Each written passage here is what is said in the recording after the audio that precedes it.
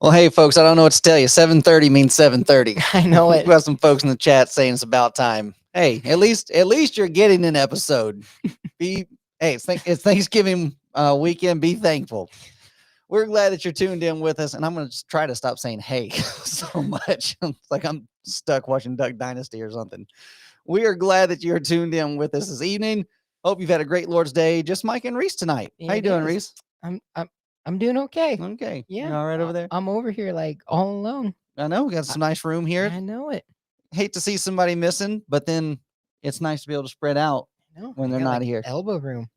Jordan's not digging his knee into my leg. Jordan's at home dealing with some family matters. Hope everything's going okay over there. Hope you had a great Lord's Day as we have had one here in Montana. Finally got some snow on the ground. Yeah, finally. We had some other states beat us. It's been a very strange situation here. Yeah, I've been hearing that up in Browning, they had a whiteout and everything. So I'm like, man, whoa. Okay, it's about time. Yeah. Well, we hope that you are in a comfortable spot this evening, that you have pen, paper, and your Bible as we are going to enter into our episode for tonight. And it is a question and answer episode. We already have some questions that came in early. I know we got Kevin Honeycutt first in the chat saying, hello all, but there actually was somebody before you. And they raised a question. I don't know where their question went, but they were in there. But we're glad to see Kevin. Glad to see Brother Brown also in the chat. He says, greetings to you also, Brother Brown. And then Kevin, I'm thinking of becoming Jewish or Jehovah's Witness until after Christmas. Why would you want to do that? You don't want to celebrate the holidays? I mean, Jesus is the reason for the season after all. Oh man. No, I can understand why you might want to skip over that, skip through that. But hey, to each his own. If that's what you feel like doing, you don't have to become Jewish or Jehovah's Witness to do that. If you just don't want to do it, that's all right. And we got Jordan in the chat. Reese needs to scoot closer to Mike. No, you just stay over there. You're good where you are. This is a live religious broadcast that's presented to you by the Church of Christ of Lake County, where you will receive theology without apology. Man, I thought of something really good to go along with that earlier, and now I've forgotten it. Should have wrote down. I should have written it down. Anyways, if the Bible teaches it, we're going to teach it also. We're not going to try to shy away from it or skirt away from any topics that might seem as being difficult or problematic, because there might be certain individuals or people that are involved in those sinful activities. If the Bible calls it sin, it's sin. You don't need to be involved in it. We're not need to try to find some kind of gray area so that you can stay in sin. And we've had situations here at the congregation where we have had to deal with different brethren and things that they've gotten into. Some have come around, others did not want to repent. So we had to follow through Matthew chapter 18, 1 Corinthians chapter 5 that we talked about in our last episode. You withdraw your fellowship. That does not mean that we hate them or despise them or that we wish ill on them. This is just a necessary part of the discipline process and the caring to correct process. And what God has said needs to take place so that they can realize the great damage that they are doing, not only to themselves, but to everyone else, and the harm that their sin is bringing in. And that's how we roll. That's how we operate. We're not ashamed of it. Not going to apologize for it. We want to say, America. I want to say welcome to our MCAT viewers, channel 189 out of Missoula. They re-air this live broadcast Saturday nights, 10:30 p.m. I believe. I need to check on that just to make sure the time hasn't changed again. But if you're watching the re-air, why not watch us live? Sunday night, 7:30 p.m., Facebook, YouTube, and Rumble. And at some point, I need to share this with our X account to let them know that we're live. We do have a new subscriber shout out. I want to say welcome to SK Power 27. Yeah. Thank you for subscribing. Hopefully you have your notifications on and you're watching with us tonight. If you have a Bible question, it is question and answer episode. So please put that in the chat, or if you want to call in a little bit when we put up our numbers, feel free to do that. As always, we want to invite people to obey the gospel, God's simple plan for salvation, that you need to hear this gospel message, and that is the gospel message in its entirety. It's not just simply a means of John 3:16 or 1 Corinthians chapter 15, death, burial, and resurrection. That is included in that. But before Jesus left this earth, in Matthew 28:18 through 20, he instructed his apostles to go out making disciples, teaching them to observe all things whatsoever I've commanded you. So what he taught through Matthew, Mark, Luke, John, all of that being combined, being pieced together, was what the apostles were going to carry out. That's what we're supposed to carry out, and that is what you are supposed to hear and listen to. You're to believe that message, everything that's included in it. John 8:24, be willing to repent of a past life of sins. That's a change of mind that leads to a change of action. Luke 13:3, be willing to confess with the mouth that Jesus is the Christ, the Son of God. John 12:42, be baptized, immersed in water for the remission of sins. Acts 2:38. After doing those things, you become a Christian child of God. Then you have the great honor, privilege, and responsibility to remain obedient until death. Revelation chapter 2 and verse 10. We are offering for free baptism unwatered down to those that are not members of the Church of Christ. If you are a member of the Church of Christ, we will send it to you if you don't mind taking care of postage for us, shipping that. Or, if you just want to buy direct, if you're just wanting to buy Amazon, what have you, you're more than welcome to do that. Some people are not tech savvy. That's why we offer to send it to them because we've already bought the books. We'll send it to you. That way you just don't have to go through the rigmarole. Just whatever you want to do. All right. So what we're doing with this evening with our question and answer, I thought of this passage. There's Acts 13, verse 14. But when they departed from Perga, they came to Antioch in Pisidia and went into the synagogue on the Sabbath day and sat down. And after the reading of the law and the prophets, the rulers of the synagogue sent unto them, saying, Ye men and brethren, if ye have any word of exhortation for the people, say on. Then Paul stood up, beckoning with his hand, said, Men of Israel, and ye that fear God, give audience. Here they are in a synagogue, and here are the teachers. They're teaching from the law, but then they turn it over to the crowd. All right, anybody here got a word of exhortation, word of encouragement? That's what we're wanting to do with our broadcast at the end of the month.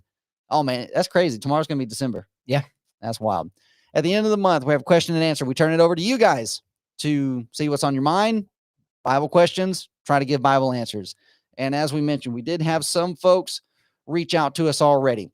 So here's our AI poster. Did a little bit better this time than from just the random dude. I gotta say, they did my chin very well. They made me. Yeah, they did some favors to you and even to me, but I Yeah. don't know. AI's got something out for Jordan. Yeah, they don't like Jordan. They're just AI is doing him dirty, messing with his eyes here, like he's got no soul, Yep. possessed. And this isn't the first time, as we said. They got it out for him. They pulled a Disney on Jordan with one of our last reels. Jordan's face got blocked out over here. He got the Mike Wazowski treatment from Monsters Inc. That was pretty good. That was really funny when Jordan sent that to us. I want to share it with you just for a quick chuckle, quick little laugh. Inside joke. That's right. All right. So here was the first comment that we had for this live stream. Non-worldly Alex says, I'll start off. Long hair in the Bible. I responded and asked for some clarification, and I do not know if I accidentally did something to remove his comment or hide his comment. It's no longer there, but I don't know exactly what that means. Are we talking about just in general, men and women? Are we talking about dogs here, short-haired, long-haired dogs? We need some help here. But I think I know where he's going. And on top of that, I had a brother from Tennessee reach out to me a few months ago asking about 1 Corinthians 11 and my understanding with 1 Corinthians 11 and the women covering their heads. I had not gotten back to that brother in quite a while. So I reached out to him today and asked him, hey, would you mind if we did it tonight on question and answer? And if we still need to talk about it, feel free to call me.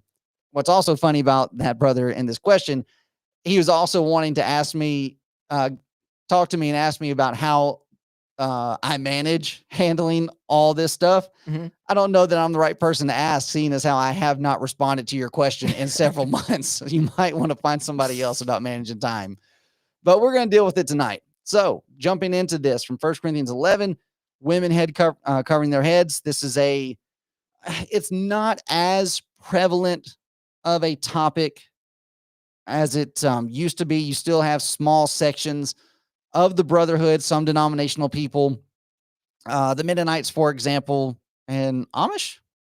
Their women do that little. I think so. Thing. Yeah, and I know German Baptists do. Okay, so German Baptist, Mennonite, Amish, kind of all. Well, the German Baptists would not say this, but they're all kind of in the same camp. There are women cover quote unquote. We'll study it tonight and we'll find out they're actually not covering their head as the Bible would say that they are doing. But is this something we need to make an issue of? And I didn't know the brethren still hold on to this. there are some. Okay. Yeah. So for a long time, they were called antis, and they don't really like that term. And I can understand. The Bible would describe them as being forbidding brethren, or they're also known as the non-institutional churches of Christ. They do not have Bible classes, divided Bible classes. They, some are the one loaf, one cup group. Yeah. They don't give to orphan homes. Some don't give to orphan homes, all these kind of things. They're all divided up in different groups of different things they do not like to do. And that's their prerogative in the grand scheme of things.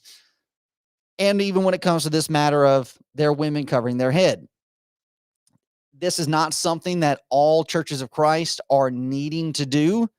That in fact, if you're reading it from 1 Corinthians chapter 11, just to give you a quick idea of where I'm coming from, verse 16 plays a major part in the discussion where Paul ends up saying that this is a custom that is not had throughout the churches of Christ, and that this is a custom that you're dealing with in Corinth when it comes to dealing with submissiveness and establishing headship and authority. But you have brethren that look at that and they say, oh no, Paul is writing this and he's laying it out to the church of Corinth that this is what they're needing to do. So if it's what the church of Corinth is needing to do, then it's what everybody's needing to do. That's not from the context, but we'll dig a little bit deeper into it. So yeah, we got some denominational friends that are wrapped up in it. And we have, as I mentioned, some brethren that are also involved in it too. Kevin coming back in an explanation of skipping Christmas. I'm cheap. Man, with the way everything's going, everybody is cheap right now. Everybody's pinching the pennies. I thought he meant because he wants to be Jewish. Oh, no. Oh, maybe. Yeah, could be. And we got Eduardo in the chat saying, good evening, brothers. Good evening to you. Hello, brother Eduardo. All right, going over here to our PowerPoint. Also, if you wanted an answer to this, we got this YouTube channel for the Church of Christ of Lake County. And down here's this playlist for 1 Corinthians. The YouTube. Yeah, so that's a good place to go where we broke this down in greater detail than what we're going to possibly be doing tonight. So, which actually, if we wanted to end it there, we could. Just like, go check out that YouTube. Go Have check you out that studied it playlist. first? Yeah, exactly. Have you dug into it? Which I know that he has. We got into it a little bit. So, here's what we're wanting to establish first from the context. 1 Corinthians 11, verse 1. Be ye followers of me, even as I also am of Christ. Now I praise you, brethren, that ye remember me in all things and keep the ordinances as I have delivered them to you. But I would have you know that the head of every man is Christ, the head of the woman is the man, and the head of Christ is God.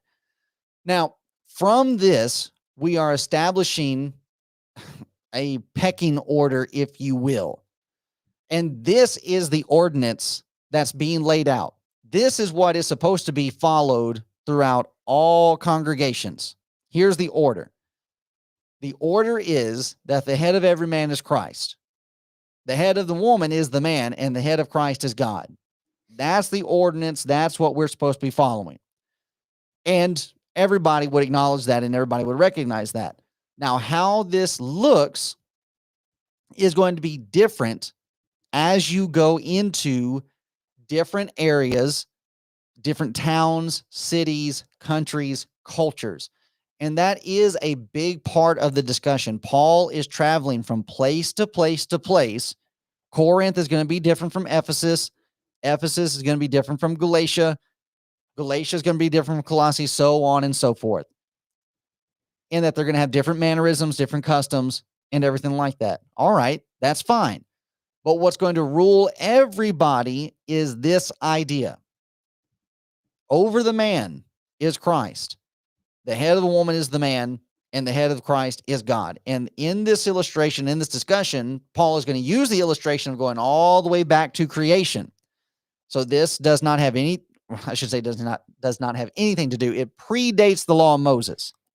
We're not going back to something that Moses established. This is something that God has established in creation, and that he goes in and discussing man was not created for the woman, but the woman was created for the man. Man was created first, then woman. Man's not created for the woman is created for man.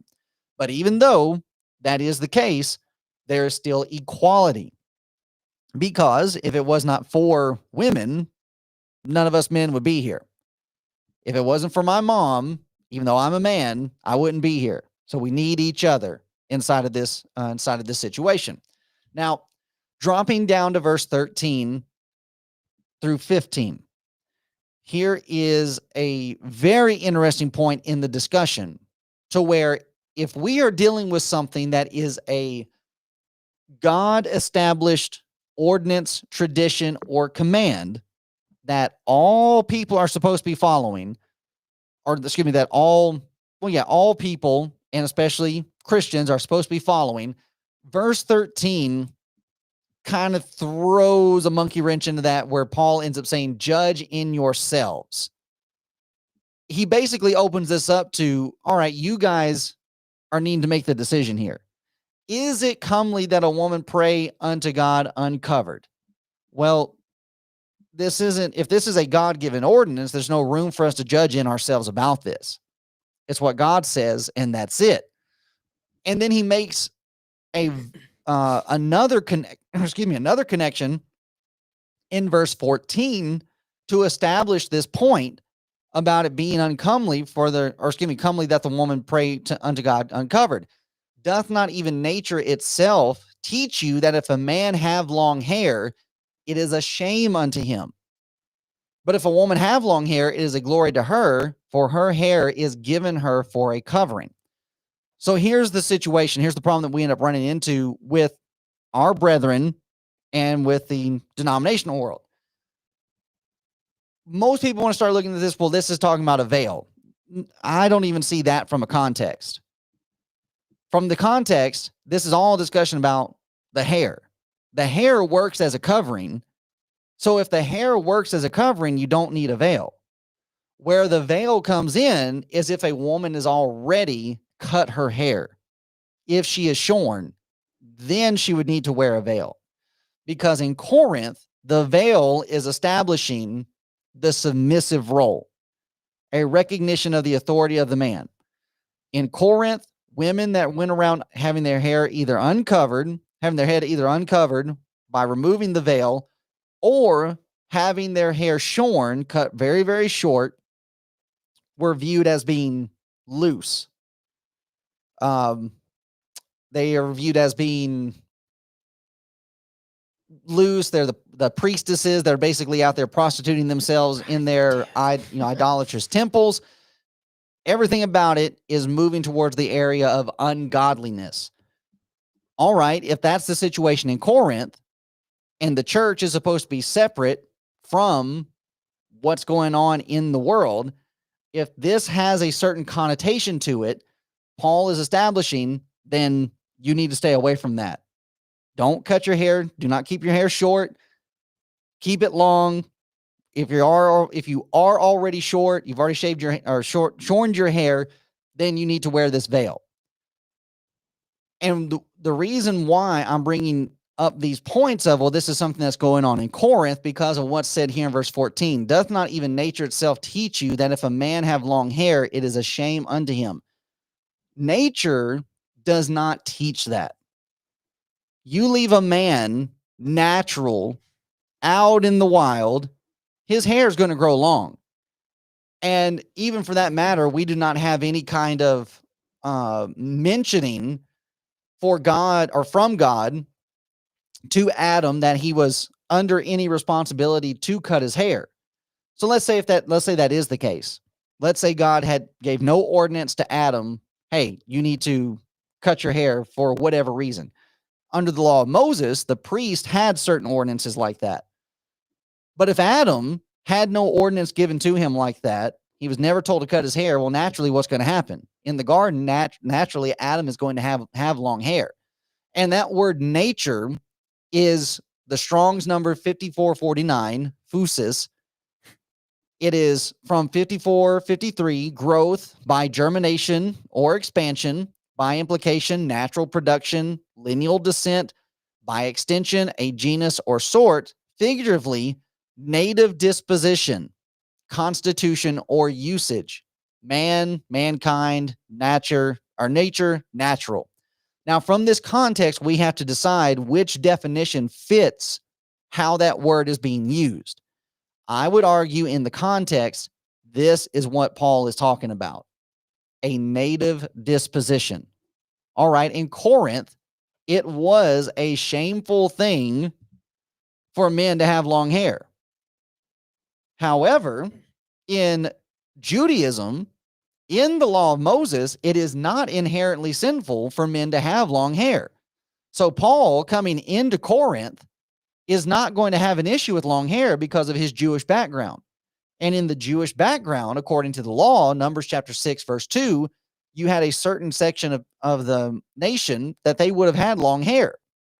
Speak unto the children of Israel and say unto them, when either man or woman shall separate themselves to vow a vow of a Nazarite, to separate themselves unto the Lord, he shall separate himself from wine and strong drink. He shall drink no vinegar of wine or vinegar of strong drink, neither shall he drink any liquor of grapes, nor eat moist grapes or dried. All the days of his separation shall he eat nothing that is made of the vine tree, from the kernels even to the husk. All the days of the vow of his separation shall there no razor come upon his head, until the days be fulfilled in the which he separateth himself unto the Lord. He shall be holy, and shall let the locks of the hair of his head grow. So here is God saying to the people of Israel, and it's not just men. I didn't notice that before when I was reading it, but this is men and women. Wow. A man or a woman can take this vow, and in taking this vow, you do not let a razor come on your head. You let your hair grow. All right, then you're going to have a big section of the children of Israel, men in particular, they're going to be running around with long hair. Is it a shame for them to have long hair? Does nature teach that? No. Not in the nation of Israel. That's where we start have to making delineation here. We're not looking at this as this is a cut and dry standard that God has had all the time. Because situation like this, if it was that case, then you would not have God saying, well, here's a Nazarite vow. Now, here's also another interesting point about this. When the vow was over, and I think this is in here in Numbers chapter 6. Let me double check myself. That's verse 5. All the days, verse 6, that he separateth himself unto the Lord, he shall come at no dead body. He shall not make himself unclean for his father, for his mother, for his brother, for his sister, when they die, because the consecration of his God is upon his head. All the days of his separation, he is holy unto the Lord. And if any man die very suddenly by him, and he hath defiled the head of his consecration, then he shall shave his head in the day of his cleansing. On the 7th day shall he shave his head. On the 8th day, that's verse 10, on the 8th day shall bring 2 turtle doves, so on and so forth. The priest shall offer a sin offering, burnt offering, shall hallow his head the same day, shall consecrate to the day on the Lord, the days of his separation, shall bring a lamb. This is the law of the Nazarite. When the days of his separation are fulfilled, he shall be brought unto the door of the congregation, the tabernacle of the congregation. He shall offer his offering unto the Lord, 1 he lamb of the first year without blemish for a burnt offering, basket of unleavened bread. The priest shall bring these. He shall offer the ram. I'm trying to get somewhere. Okay, verse 18. And the Nazarite shall shave the head of his separation at the door of the tabernacle of the congregation, and shall take the hair of the head of his separation, put it in the fire, which is under the sacrifice of the peace offerings.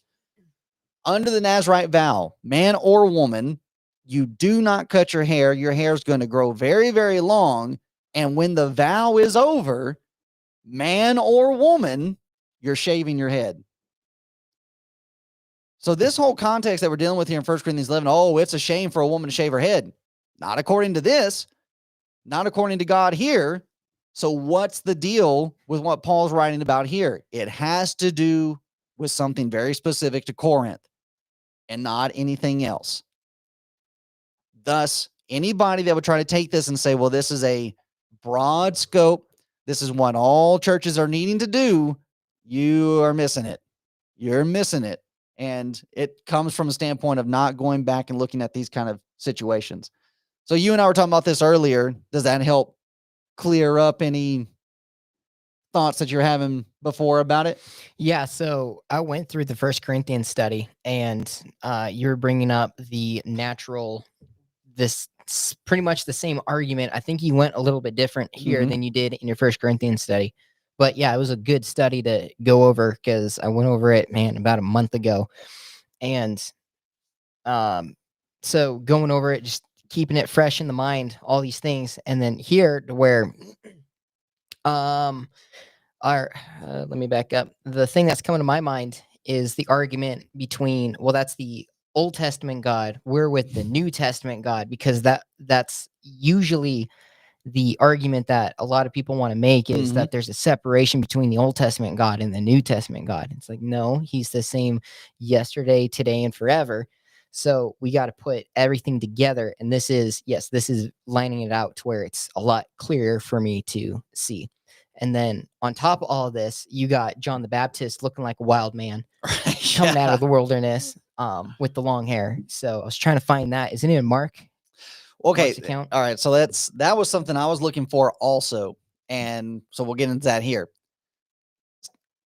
People that we have recorded in the Bible that had long hair. Samson was under a Nazarite vow. Okay, yeah. He had long hair. Wasn't shameful for him.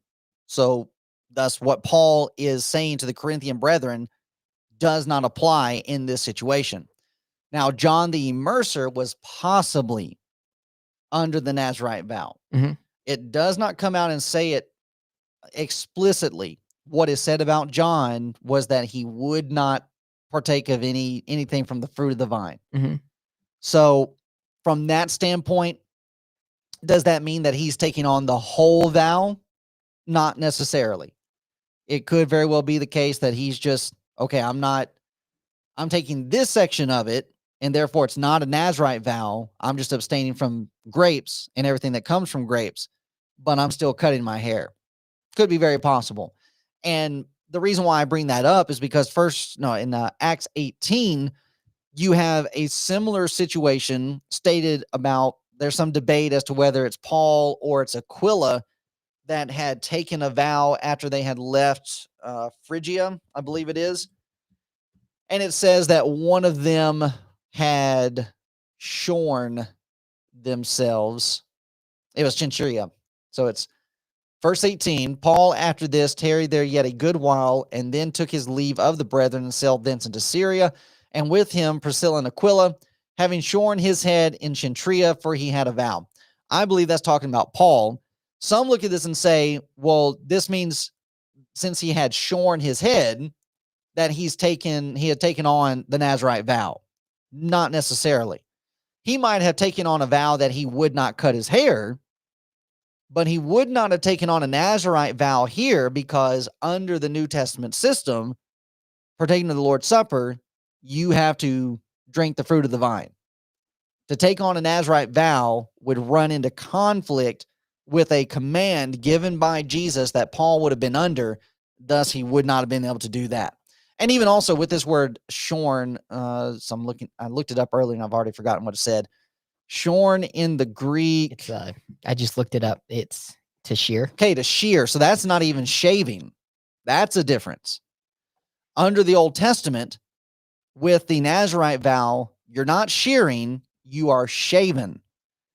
And with the shearing, this is, all right, you're cutting some length off of it. Another word in the Old Testament that's used is to poll. And I think that I actually had that on the screen with Absalom. 2 Samuel 14:25. But in all Israel, there was none to be so much praised as Absalom for his beauty. From the sole of his foot even to the crown of his head, there was no blemish in him. And when he polled his head, that's not a shaving. This is going to be a shearing. Mm. For it was at every year's end that he polled it, because the hair was heavy on him. Therefore he polled it. He weighed the hair of his head at 200 shekels after the king's weight. Absalom would have had a full head of hair as to what's going on here.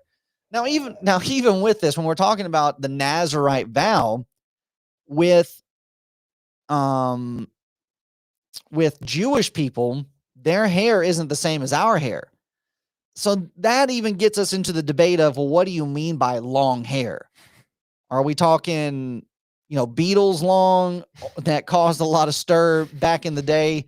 I mean, even for that matter, Elvis and his hair caused a lot of problem, and it wasn't Jordan, for that matter. Jordan could cause some issues with how long his hair is. I mean, what are we talking about here?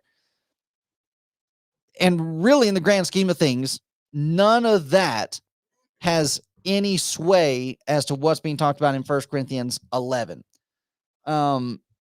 In connection with everything else that's going on in the scripture. So this is what people have got to take in connection with this before they want to be contentious about it. And I've had plenty of people be contentious on this point.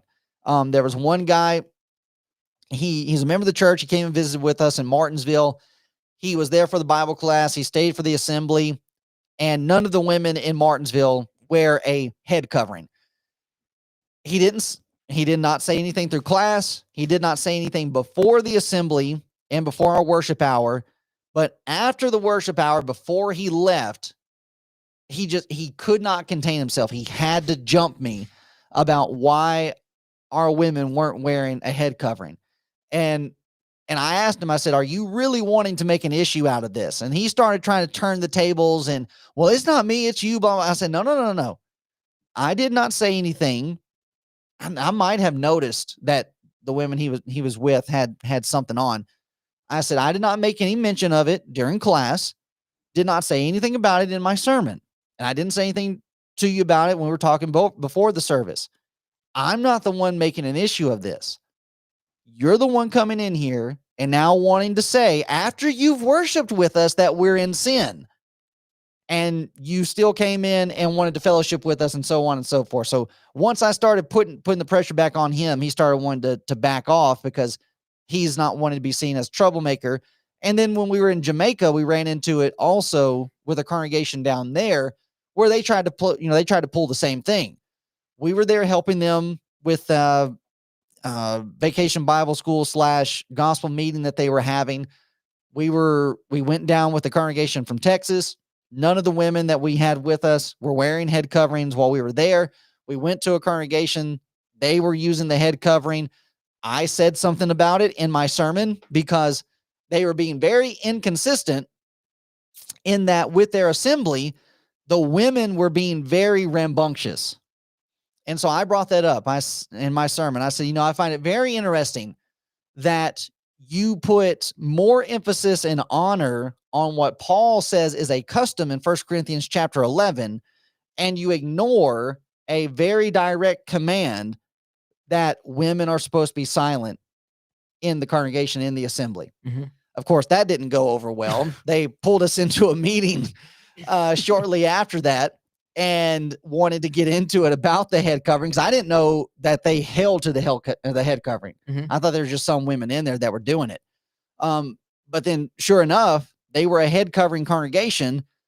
They started trying to put the blame on us that we were not able to do the Vacation Bible School with them. And I said to the preacher very quickly, I said, no. We don't have an issue with this.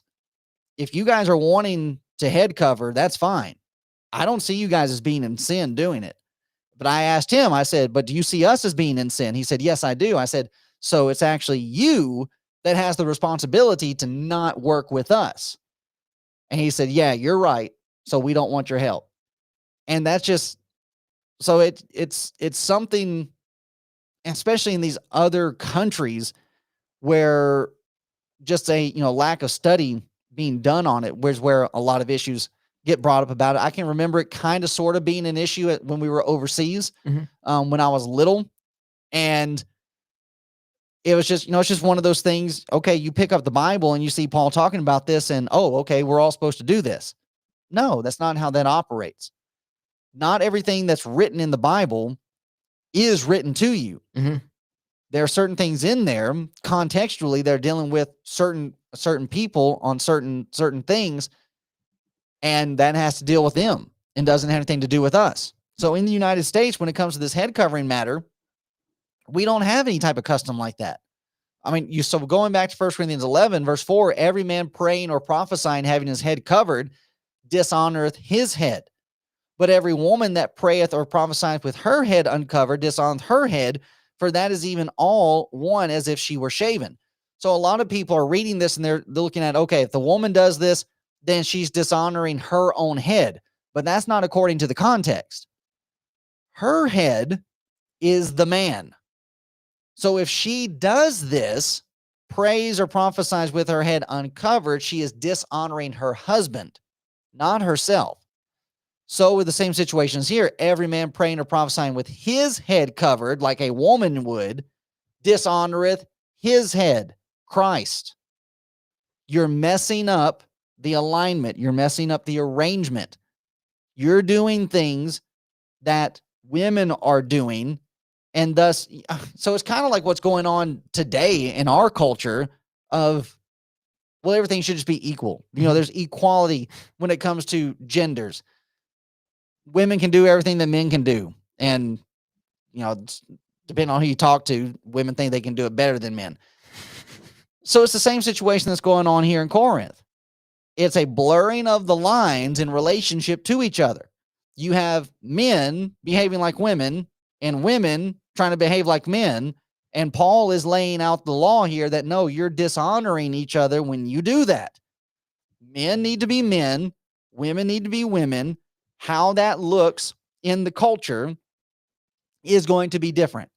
So I believe I used this in the Corinthian study that when we were overseas, the women they wore dresses or they wore skirts, because for a woman in that island culture to be out in shorts or blue jeans, she was viewed as being a hussy and being loose and being rebellious. All right. So while we were there, whenever my mom or my sister went out into public, they were out in a dress or a skirt. That's just the way it was, because we weren't going to do anything so as to mess up the order of what they had established of, well, this is how we recognize women being in submission. All right, fine. We can get along with that. And even, to a large degree, we didn't, I was trying to think. To a large degree, I cannot remember any teaching being done to even try to undo that. In fact, what I do remember taking place is different brethren from the States wanting to come out and help us at different times in the work there. And I can remember some of the women, some of our sisters coming over, and they wanted to get kind of feisty about, well, if you're going to come and work with us, you got to make sure you bring dresses, no pants. And they wanted to raise a fuss over that. It's just, what do you mean we got to wear dresses? And then blah, blah, blah. It's just like, look, this is their culture. And you're not going to do anything to come over here and mess up the progress that we're making with them because of your bad attitude and you're just wanting to do what you want to do. If that's how you're going to be, stay home. Yeah. And so they had to, they had to humble themselves. And they had to break themselves down. It's like, okay, fine. And it's only, man alive, it's just for a couple of weeks. It's not like we're trying to have you do that back in the States. It's just while you're here and you're not living here. Just imagine having to be my mom and sister, that anytime you go out, it's in a dress, long dress or a skirt. That's what's happening here. We're not wanting to do anything that's considered shameful in this culture or in this custom. And even verse 6, where he goes a step, or verse 5, let's look at this. Every woman that prayeth or prophesieth with her head uncovered dishonors her head, for that is even all one as if she were shaven. And Paul is laying that out as though it is a clear and understood thing. Okay, yeah, this is a shameful thing. Since when? Where's that coming in? Where's that understanding and that acknowledgement taking place? That's not something that is known across the board, because we just read Numbers chapter 6. If a woman took on a Nazirite vow, at the end of it, she would have to shave her head. So it wasn't a problem there. Why is it a problem here? Because it's messing up with the order. For if the woman be not covered, let her also be shorn. But if it be a shame. Now, what's this but if business? I thought we were talking about this from the standpoint of this is a fully acknowledged, recognized across the board, God-given ordinance. This is a shame. So why are we using terms like this? Because Paul is leaving it up to verse 13, their judgment. Because verse 16, there is no such custom, no, not in the churches of God. This is purely a Corinth thing. So when it comes to men wanting to have long hair, as long as they're not trying to be rebellious. So that was one of the major issues that got our thinking messed up on it. Back in the 60s, 70s with the hippie movement, and guys started growing their hair out, and there's the sign of rebellion and so on and so forth. A lot of brethren had to step up and present sermons that, look, you don't need to do this because has a connotation with it. It's associating you with a certain class of society that we're not needing to be associated with. So don't let your hair grow out. Mhm. Okay. But you see, if they did not put a time limit on it, they should have. They should have said, for right now, you cannot do this because of who it's going to align you with. Yeah. And there was a similar situation. I can remember older brethren talking about back in the day, how back when being a prostitute was actually shameful and not glorified like it is today, that if you were a prostitute back in the day, you carried a red handbag. Mhm. All right. I can remember older sisters talking about how they remembered hearing sermons. Ladies, you don't need to carry red handbags because of the connotation association that has with that. People are going to think that you're a prostitute. Oh, that means something sinful with the color red. No, that's not what that means. It's the devil's color. It's just what they're doing. They're just doing with that. That's the call sign. All right. I'm not wanting to be associated with that. So don't do that. And even as we're here living within the boundaries of a reservation, an Indian reservation, as long as, and I would need to do some research into it, as I don't know very much about their culture, religion. Yeah, it's not even really religion, but yeah, culture. And the reason for the long hair, as long as it did not have some kind of connection to, well, this is putting me in touch with creator or some spirit animal, what have you, I'm not going to make an issue of it. Mm-hmm. For somebody of this Indian tribe wanting to obey the gospel and they've got long hair. Now, if it does, then we're going to have a conversation about it. Yeah. That, okay. Until we can fix this thinking, you're going to have to cut your hair for now. Mm-hmm. And that's not anything new. Even as we're talking about Jamaica and going over there, involving ourselves with them, there were people that obeyed the gospel out of Rastafarianism. And the Rastafarians are the ones that have the dreadlocks. Yep. That is their religion. And it's very, very heavy in paganism and idolatry and different things like that, and drug use also. Psychedelics. So anybody that's going to obey the gospel that had dreadlocks, they would have to cut their dreadlocks. Yeah. Because in that culture in Jamaica, the dreadlocks are associated with Rastafarianism. We're not going to be associated with that. So you have to cut your dreads. All right. What about here in the United States? Rastafarianism really isn't a thing. Mm-hmm. So what about somebody that has dreadlocks? I don't like the way it looks. I mean, it looks really gross and nasty. I mean, the way you make them is you don't wash your hair for however long and it gets matted and everything like that. Looks very unkept, but at the end of it, say something is sinful with it. No, wouldn't be able to say it. Mm-hmm. Unless something like that were to come over and infiltrate into our culture.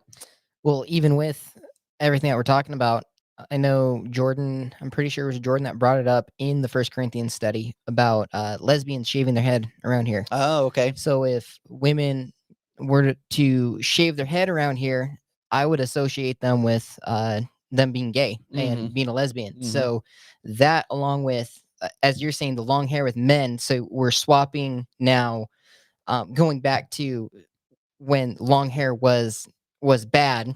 And as you said, for a time it should be put off, but eventually it should be okay, having the understanding with all these things. But even now it's gone so far as to, well, I'm a woman. Transgenderism. Yeah, transgenderism, and just being gay goes along with a certain look. There's a certain look, a certain type, and that's kind of the look that you would want to show other people that, hey, I am gay. I've got a shaved head as a woman and stuff like that. So it still has that here, but here in culture today. So it's that, well, now what do we do? So just going along with what we're talking about, there's still that, it's still here present, even though Corinthians was written however many years ago, we're here today, and there is still that connotation that carries with the shaved head. And even like other things, and it's not even just a shaved head, multicolored. You're just, you want somebody to know that you're liberal, left leaning, communist, Marxist. Shave a part of your head, dye the other side rainbows, and then get a nose ring. Yeah. And everybody's pretty much got you labeled as, okay, we know where you stand. And that even goes back into another person that I'm still needing to answer. I started the process of answering them, and then I just got distracted. When it comes to the nose ring and the multitude of just different piercings that people end up getting, that has its connections over to a subculture. Mhm. And especially with the nose rings, and this is coming from an article from Worldly People, not anybody Christian. This is coming from a outside source in our culture, and that people are still viewing, in particular, that nose ring is at the septum, whatever it's called, The bowl. the bull nose What? ring. They look at that as a like the hippie movement and long hair. Mhm. Okay, this is a status of rebellion. Mhm. And that is the reason why we had to sit down with one of our sisters about it, because that's what she got. She didn't have the background research that I had already done on it, to where I know that this is what people are doing. Now, you might say, well, I'm not doing it for that reason, but it still puts you with that class. And that's the issue. We're not even wanting to be associated to do anything that would cause us to be viewed as doing anything so as to try to be rebellious in that form or in that fashion. So it would need to go. Mhm. Or if you're wanting to keep it, then all right, we'd have to withdraw from you. Yeah. And sadly, that's what ended up happening. So all of this goes back to not wanting to give an appearance of doing anything wrong. Is there anything wrong with having shorn, short, shaven hair for a woman? No. No, there's not. I mean, okay, even if it, and I understand there's some embarrassment that would possibly go with it, but what about women that end up having cancer and they end up going through chemo and radiation? Yeah. All right, they can't help it. So what about that? You put that into the context here of what's going on in Corinth. Would that be a shame? Well, no, she's sick. Ah, okay. So we're starting to break this down, and we're starting to categorize it that not all shaving or shorning, having short hair, is the same. So now we're starting to get into this a little bit deeper and starting to delineate, and that's what we're needing to do. Taking this in its full view, full watch, going from what God has said about cutting hair, having long hair, certain situations, it's fine. But then you come over into these cultures, into this situation, and Paul ends up using phrases like, but if it's a shame. Mhm. All right. So this is giving notice that there is some, as we're talking about in our introduction, we're not dealing with gray area, but there is some gray area here. In Corinth, it would be a shame. All right. Then if it's a shame, then she needs to be covered. But in other places, it's not a shame, then all right. You don't have to worry about it. But what if, so for example, let's say somebody from Ephesus came over and they did not have this custom, and there was a sister from Ephesus that had short hair, and she's wanting to go visit the congregation in Corinth. Well, what she would need to do in realizing, well, okay, this is the case as it's going on in Corinth. Get some hair extensions. I have short hair, so I need to come in with a veil. Mm. I need to come in covered, because I'm not wanting to do anything that would, number one, I know this is a problem in Corinth that the brethren are having. So I'm not wanting to come in to be a stumbling block. Number two, I don't want to come in and be in association with something that's going on in Corinth that would be seen as wicked and evil. And I'm not wanting to do anything visiting Corinth that would bring shame upon me or shame upon my head, which is my husband. So in all of this, so this goes back to the discussion we were having about going overseas and the sisters coming over and wanting to be difficult. This all has to do with looking out for others. Well, why is she doing this? Well, I don't want to shame my husband. Oh, see, you're thinking about somebody else. You're not just thinking about yourself. You're not being selfish. And that's what would cause the problem. Selfishness would cause the problem here. Well, no, I just want to buck the system. I want to go against what's fight the patriarchy, whatever. It's like, no, you're not going to do that here. You're going to be a Christian, and especially being a Christian woman, then you need to follow the steps, follow the processes whereby you're going to bring honor to your head. Now, that might seem a bit generalized, but if you're wanting some more in-depth information, the 1 Corinthians study on our playlist there. But even as Reese mentioned, and yeah, I realized tonight with the number 6, that's something new that I didn't use in the 1 Corinthians 11 study on the playlist. So this is a little bit different, just from that standpoint of bringing in some new information. But as far as going deeper into the discussion of 1 Corinthians 11, that playlist is going to be the place you want to go. Yeah. Anything you want to add on to that? I did, but then I forgot it. Oh, Should have wrote it down. Should have wrote it down. It's going to bug me now. I had something. Okay. Just keep going on and I'll try to remember it. All right. Well, we got a little bit of time left. Eduardo comes in with a question. I'm not sure if I asked this, but are there non-salvational issues or doctrines? Say, for example, some of the groups mentioned earlier, or such as the Holy Spirit, divorce, remarriage, or other matters. So I'm going to make a note of this because I'm supposed to be getting back to people. No, I'm supposed to be putting the questions in the description. That way people that are looking for certain topics, they'll be able to find it.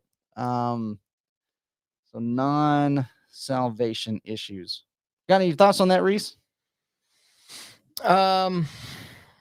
Is he asking about if the Holy Spirit, divorce, remarriage, and other matters would be a salvation issue? Right. So there are some of our brethren in which we brought up the Holy Spirit stuff in our Acts class. That's what we're talking about, where you would have the different interpretations and different views. Some say it's salvation. Some say it's non-miraculous personal indwelling.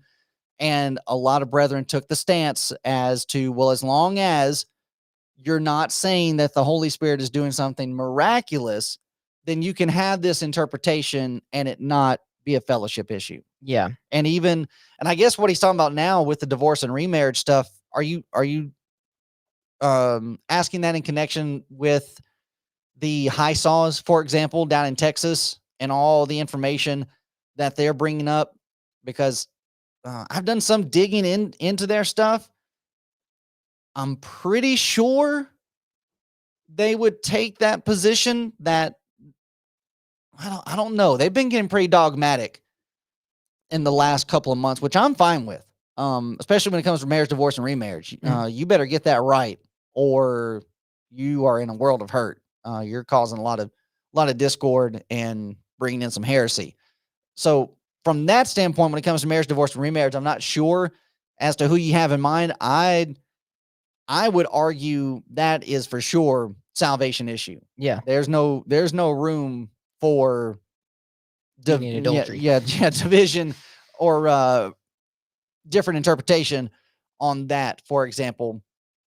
And even when it comes to the Holy Spirit, I've had brethren say about me, which is not too surprising, that I'm harsh when it comes to my position of the Holy Spirit. The brethren that take it's salvation, or it's the eight different interpretations that are out there. I see them as being in sin, because you should not be having that many different interpretations over Acts 2:38. And this is a point that we made in our Acts 2 class just recently. If that's the position that you're going to take on Acts 2:38 at the end about, and ye shall receive the gift of the Holy Ghost, and that, well, that's a tough verse to understand. And if you have a different interpretation of it, then that's okay. We don't have to divide over it.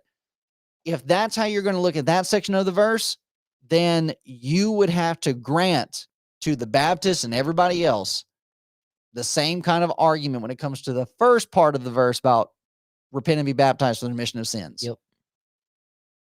You can't start looking at, well, no. This is clear. We all need to be on the same line, same page with it. Well, if that's true on the first part of the verse, then certainly it's going to be true on the last part. So most brethren would say about me, well, Micah, you're the one that's being contentious on that part. But I would argue, no, we need to be of the, and well, Eduardo brings it up in his next point. If John 17 gives us a description of what Jesus wants us to be united, and passages such as 1 Corinthians 1:10 or Philippians 2:2 speaks of being of the same mind, how can we have non-salvation teachings? Mhm. And I'm in full agreement with that. I would say 100% when it comes to the Holy Spirit. Yeah, all these guys, they need to get on the same page or they're going to be lost. So when it comes to for example, like the Lord's Supper stuff, all right, that is something that would fall into the area of liberty or expediency with that congregation. Now, when it comes to taking the Lord's Supper, there are things that are commanded. It's unleavened bread. We're doing it collectively. We're doing it together on the first day of the week. Now, when are we supposed to do that on the first day of the week?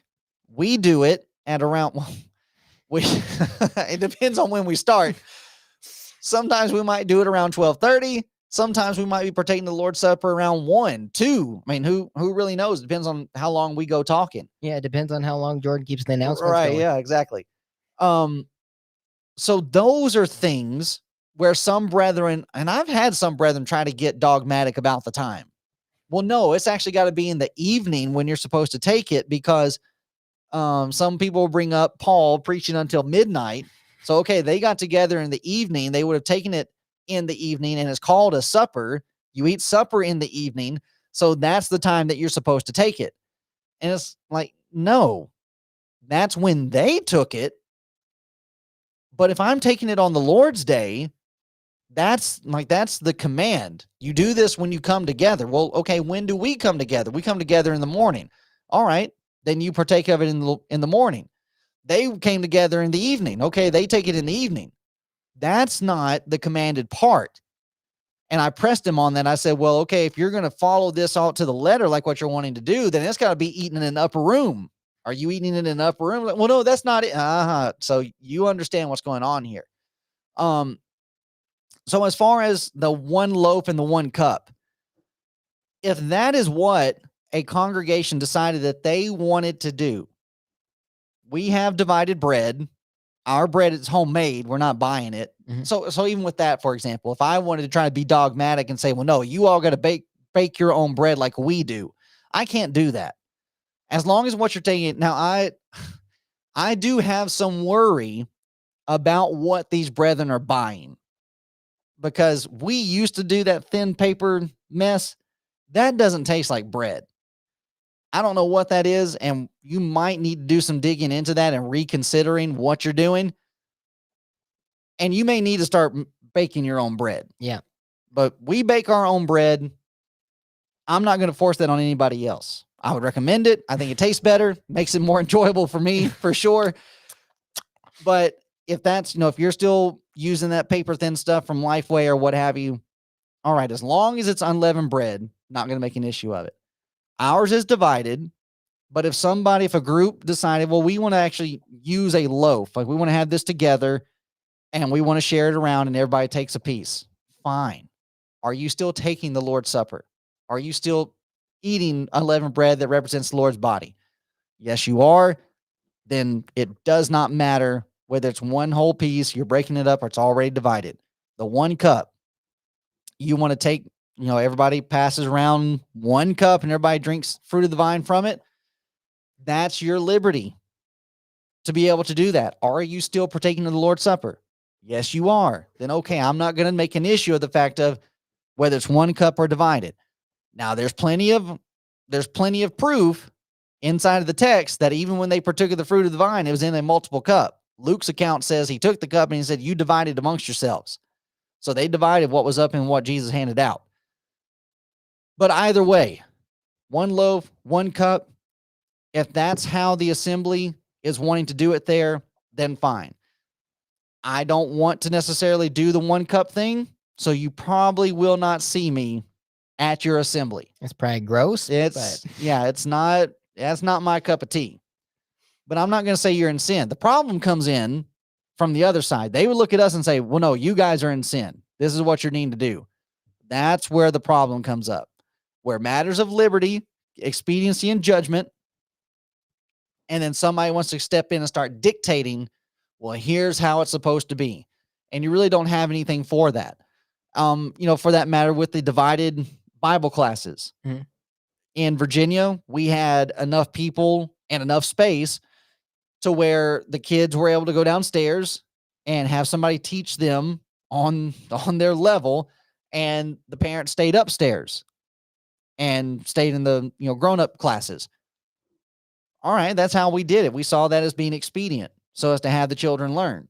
You have some groups that they say, no, we want everybody together. All right, fine. That's your call to make. The problem comes in when they start trying to look at us, the forbidding brethren look at us and say, no, you guys are sinning because you're dividing the assembly. Well, number one, we are doing something that so we're coming together at an extra time outside of the worship assembly.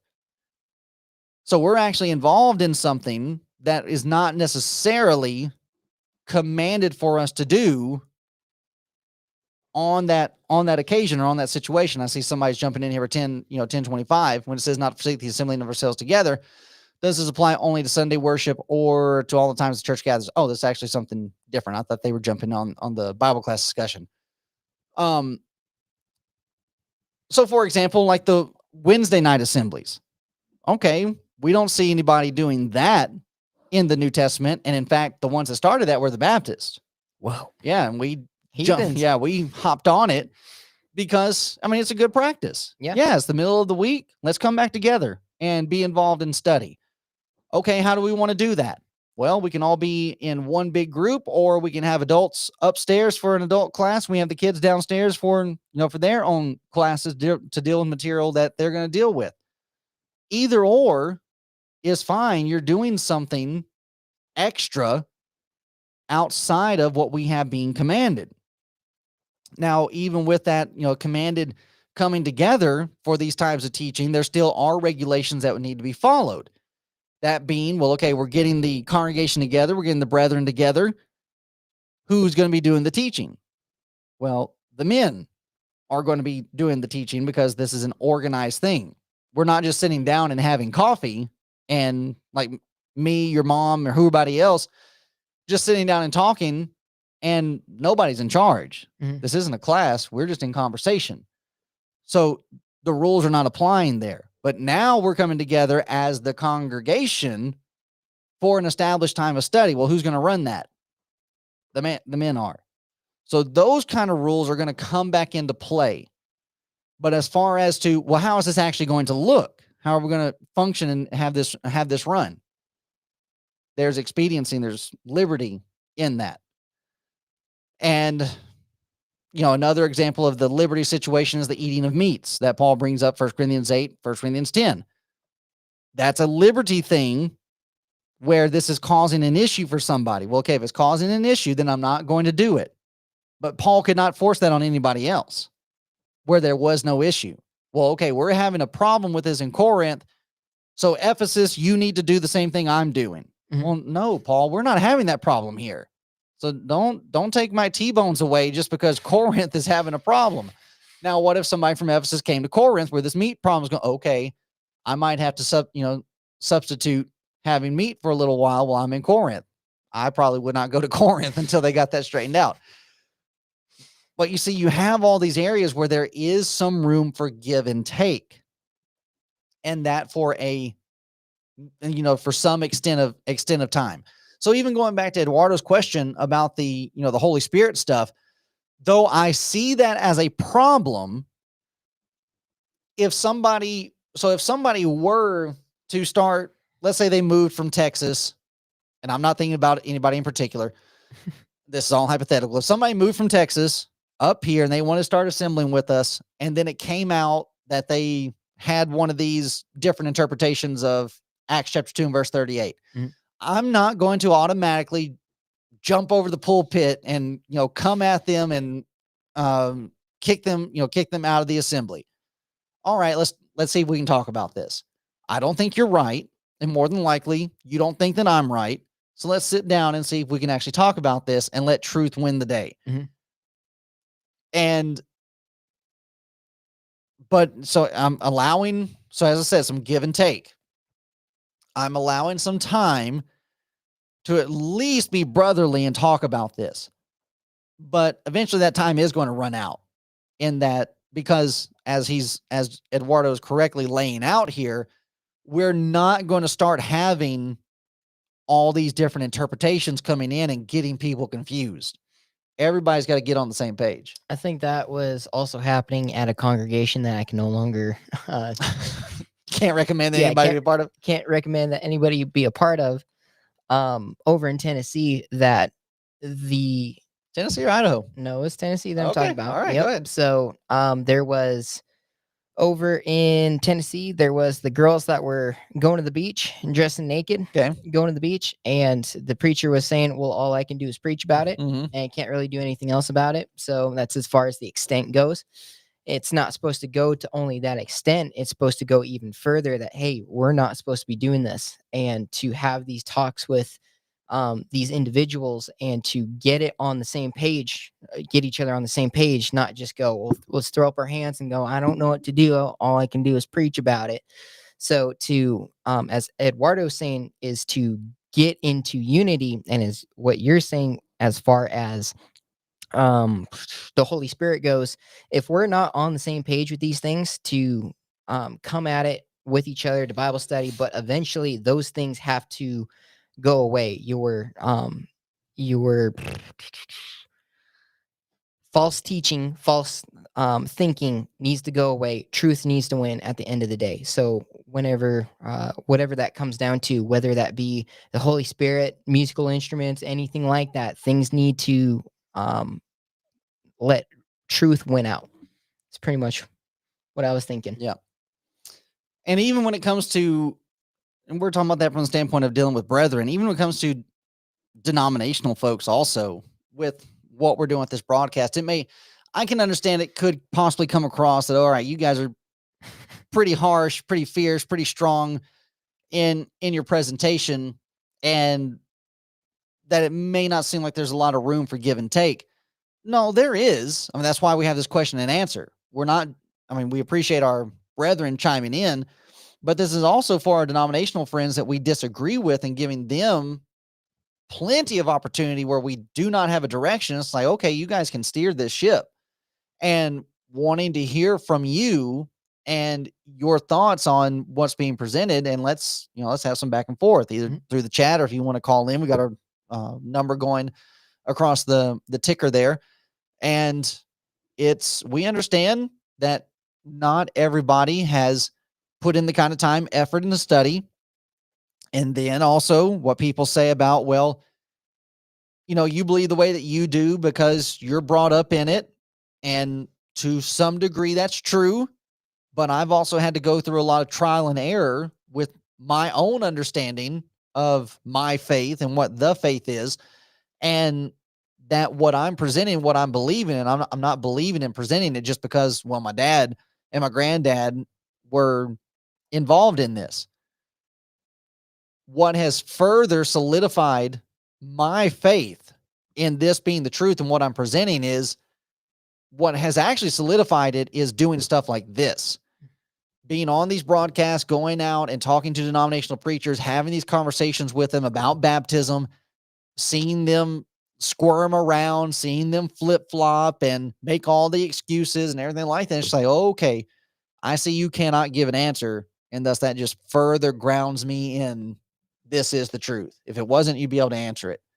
So even with stuff like that, it's not what we're trying to do. It's not what we're trying to operate from. And anybody that would be operating in that kind of mindset, we want to try to bring them out of it, because it's not a very honest way to deal with things. And so then Kevin Honeycutt says, absolutely. I'm not sure if that's in response to Eduardo or to something that I said or that Reese said. Jordan in the chat, if you could go back in time, what time period would you visit, and what thing from our time would you take back to show them? That's a pretty good one to, okay, before I get into that, let's get into the Hebrews 10:25. When it says not to forsake the assembling of ourselves together, does this apply only to Sunday worship or to all the times the church gathers? What you think, Reese? I think this is more than just the worship assembly. Okay. Because let me pull it up real quick. If my computer, I'm telling you, I'm telling you. I am telling you, my computer. Let us consider one another to provoke unto love and to good works. That's verse 24. Verse 25 says, not forsaking the assembly of ourselves together, as the manner of some is, but exhorting one another, and so much the more as ye see the day approaching. There is provoking one another to love, as Jordan has said multiple times. The times that we get together is pretty much a pit stop for the week. As Mike was mentioning, Wednesday night, to do Wednesday night Bible study in the middle of the week would be great, because you're coming together, having another pit stop to go back out there to the world. So that's one of the blessings that you have in Christ, is this fellowship with the brotherhood. So to not come to the assembly whenever the church comes together, you are showing that you don't really care about your fellow brethren, and you're showing that you don't really care about what's going on, what's the teaching, all this stuff, and whether or not you can help, or whether or not you can even be taught anything. So to forsake that, to not come together, you're missing out on a lot. And I think that is a big part of why the church is going the way that it is, denominationally, and why it's not as strong as it should be. Yeah. And part of the issue that we have today is we are not going through the kind of suffering and persecution that the first century brethren were going through. Yep. And that it's just, all right, the church is all that you had.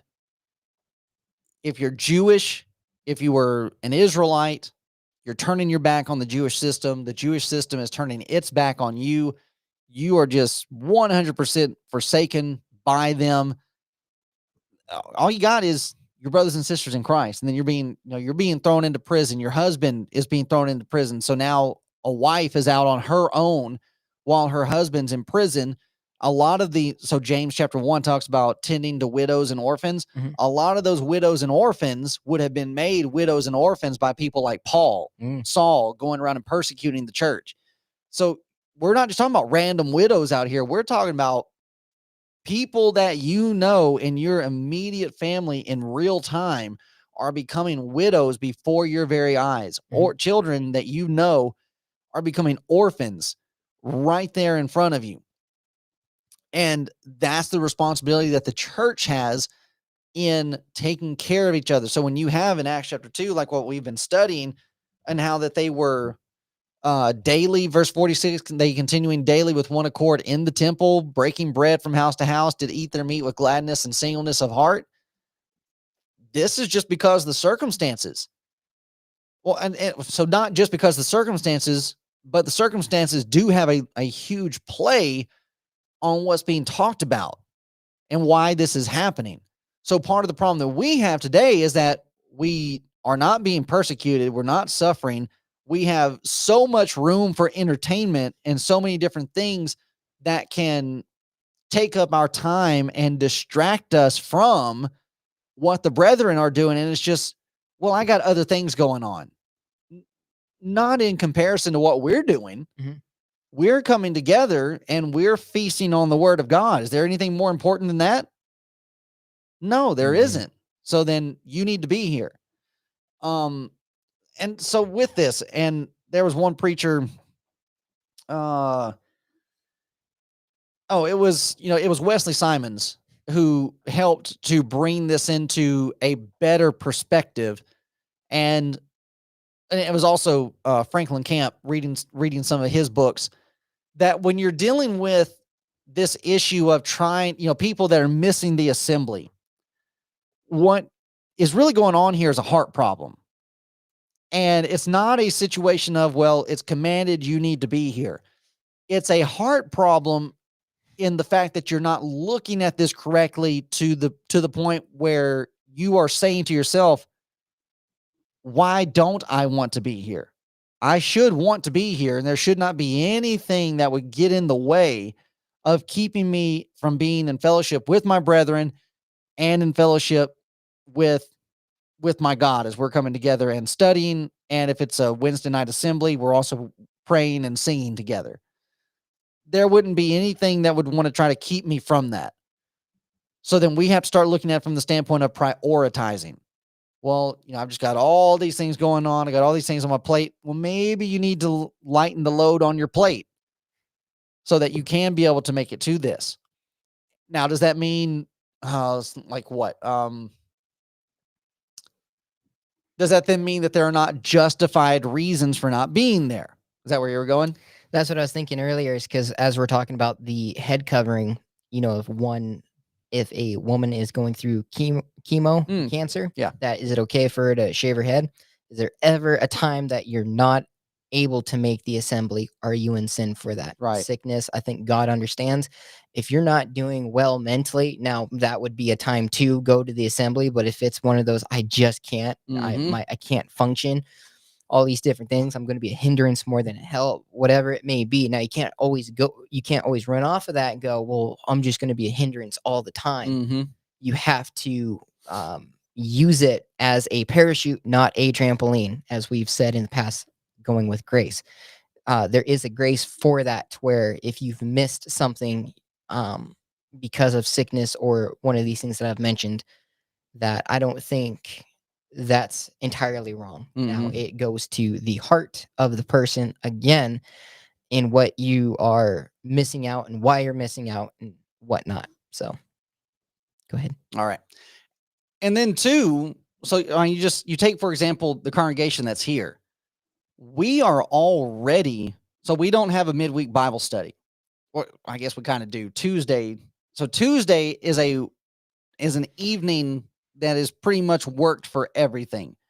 One Tuesday we get together and we have a movie night, we have a game night, we practice singing on one Tuesday night, and then the last Tuesday of the month is when we get together for studying the Bible on some topic. Right now it's marriage, divorce, and remarriage. So that final Tuesday, I'm not going to be able to miss it because I'm supposed to be teaching it. So it's kind of tough for me. But the other two, for example, let's say, for example, game night.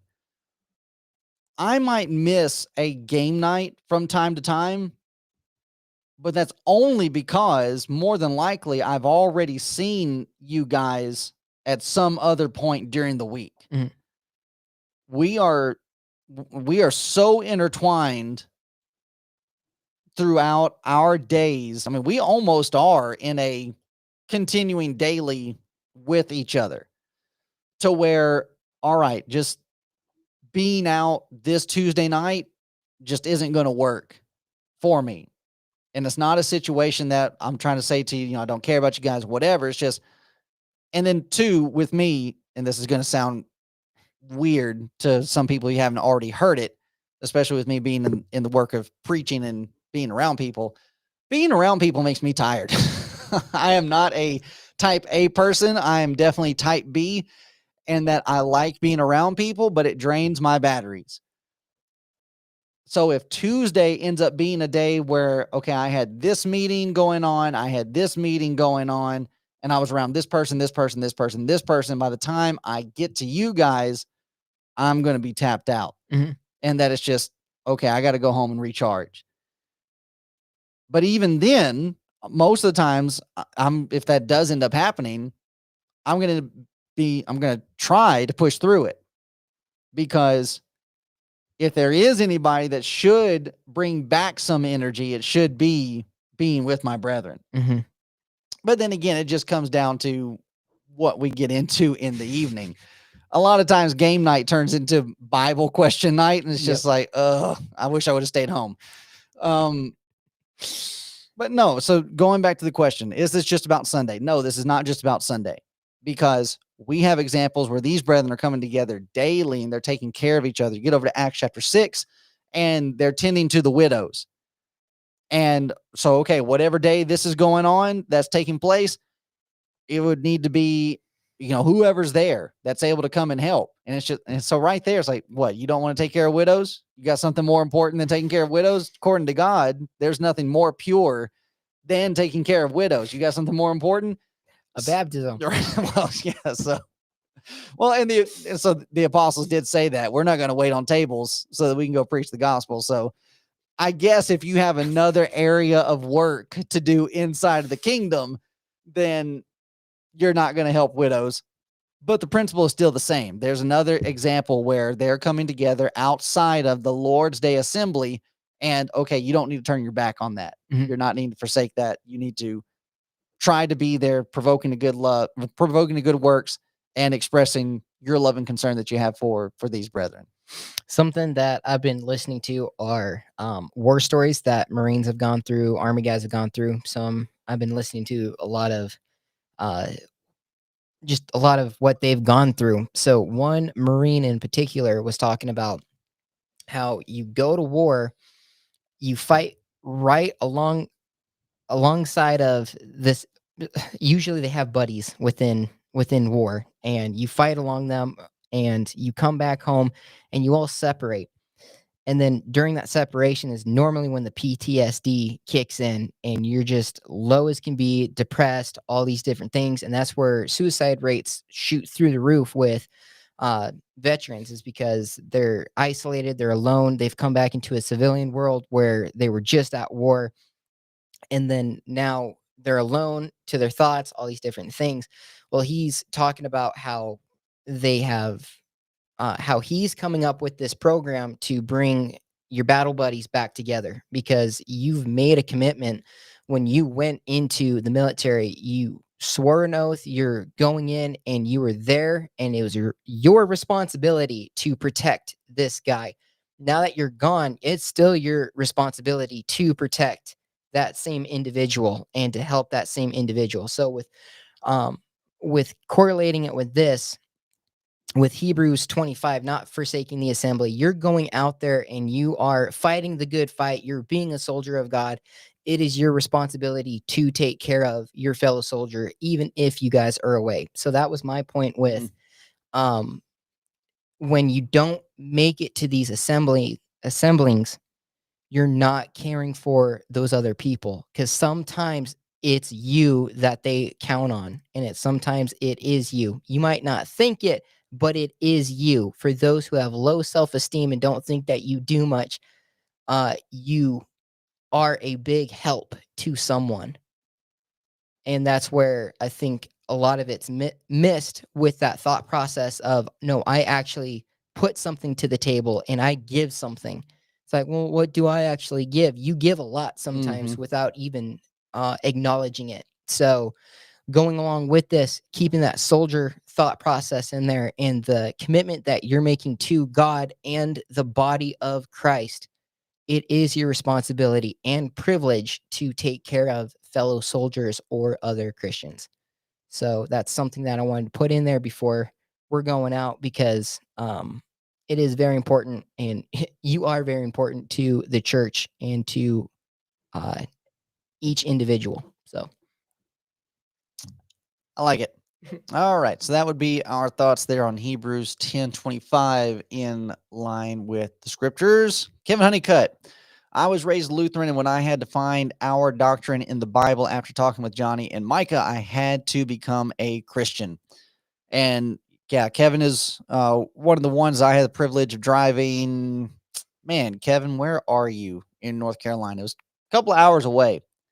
But yeah, I had the privilege of driving down, talking with him, and after conversing a little bit more and making sure that he knew what he was getting into, we went to one of the local congregations and had him immersed in water for the remission of his sins. That was a good day. Brad Kilgore in the chat. Good evening, Brother Brad. Give him a thumbs up. Thumbs up there, Brother Brad. Reese Albert. Thank you all for participation. Hey, if it comes in the chat, I read it. all right. Thank you all for your participation, for all your questions, and for making our episode great. I can get behind that. Rachel Albert, is it supper or dinner? It's supper. Why? You know, they say there's no stupid questions. That's a stupid question. Oh, man. I'm just saying that because it's Rachel. She can handle it. Ooh, man. It's supper. It's not just a Southern thing. Jesus had supper too. Yeah, she lives with me. She can handle it. That's right. All right. So back to Jordan's question to close us out. If you could go back in time, I know what my answer is. What you got? I don't know. Seriously? Yeah. All right. I would go back to the first century with the apostles, and I would want to bring with me a movie theater and show them the Passion of the Christ. Well, would you be like, And we would sit in there together and point out all the doctrinal errors that are in it. would this be before or after the No, it'd be after. Okay. Yeah. Like show them a glimpse of before, like this is what's gonna happen. No, I wouldn't do it before. I wouldn't want to bring any spoilers. It would be after. And just it's like, Oh, okay, man. was this even close? Yeah. How close are we in this? All right. You still don't have an answer? No. Oh man, you're no fun. All right. And even Kevin in the chat, last supper, not last dinner. There you go, brother. You got it. All right. Closing thoughts? Or did you already give your closing thoughts with Hebrews 10:25? That was pretty much my closing thoughts. Again, I just want to say thank you to everyone with their questions and with their comments. It does help the channel to grow, and we're trying to reach everyone we can, every lost soul, every soul that needs it. And sometimes it's just watching us up here and talking and engaging that will make the night even better. So thank you. Thank you very much. That's right, for sure. And Brother Brown coming in, well, like the saying goes, ask a stupid question, get a stupid answer. I'm not sure if that was to Rachel or Jordan's question because my answer was pretty stupid. I will admit that. All right. We'll go to our outro then. And I need to move this. We'll start the truck. Yeah, man, because it is cold. It's chilly Out here. This has been another live episode of Back to the Bible broadcast, Sunday night, 7:30 p.m., Facebook, YouTube, and Rumble. If you're in the local area, come out and be with us at the Ronan VFW Hall. Sundays at 10 a.m. for our Bible class. We're slowly pushing our way through Acts chapter 2. Should be getting it done here Lord willing, next Sunday. It again just all comes back to the kind of questions that get brought up. With our Bible classes. Yeah, I have material that I've prepared, and I have places that I want to get to in the class, but I am not wanting to be so rigid and so tied down to my outline that if somebody were to ask a question that ends up taking us off into a far off place, that that question would not be welcomed. So that's kind of how it goes with some of our classes, and that's part of the reason why it takes us a while to get through a chapter. And then other times it is me because I have the tendency of over preparing. But either way, come out and be with us. Bible class at 10 a.m. Worship assembly follows after that. Be sure to like and follow us on Facebook, the Church of Christ of Lake County. There on Facebook, we live stream our sermons. We share information from brethren in Virginia. Jordan is sharing wisdom that cometh from above, and there might be a splattering of other people that we are sharing their information as well. So it's not just us that you'll be seeing on our Facebook page. We're trying to share with others, people that we know that are giving good information. Then be sure to subscribe to the Church of Christ of Lake County on YouTube. That's where our Bible classes go. Today's Acts class is going to be uploaded tomorrow morning at 8 a.m. I think it's already uploaded. It's just waiting to be made public. So subscribe to that channel, turn on your notifications, and you will know. Today was a good Bible study and sermon. I enjoyed them both. I was very happy with the sermon, not just because it was from me. It was coming from me, but it's just, yeah, really, it's the kind of information that gets me excited in being able to present to you guys, because it was an opportunity to give you guys some praise and give us a plug. Yeah, give some thanks on this Thanksgiving weekend. Subscribe, turn on notifications for our Bible study material. That'll be available tomorrow. We upload our sermons there also. Gilding Jordan's Wave. I know he's got it ready. It's just getting together and it's been 83 years and getting it streamed. Again, if you are subscribed to this channel, the Back to the Bible broadcast on YouTube, if you're subscribed and you have your notifications on, whenever he decides to present that next Gilding Jordan's Wave, you will know about it because we'll put out an announcement pretty early. If you would like to contact us, you can email us at cfcoflakecounty@gmail.com. If you have a topic, a question, if there's a article or video podcast you'd like for us to investigate and study and dissect, send it our way and we'll look into it and see if we can make an episode of it. If you'd like to call and ask a question or just give us a quick word of encouragement, you're more than welcome to do that too. You can call me at 434-429-5221. You want to give Jordan's number? 406-499-1745. And for Reese Albert, this is 406-241-4667. Or you can message us on Facebook. The comment sections are open on our YouTube channels because we're wanting to have this dialogue. We want to have the back and forth. Micah might not get back to you, but I am doing my best. With all the different platforms, it is easy to get lost in who'd you talk to last.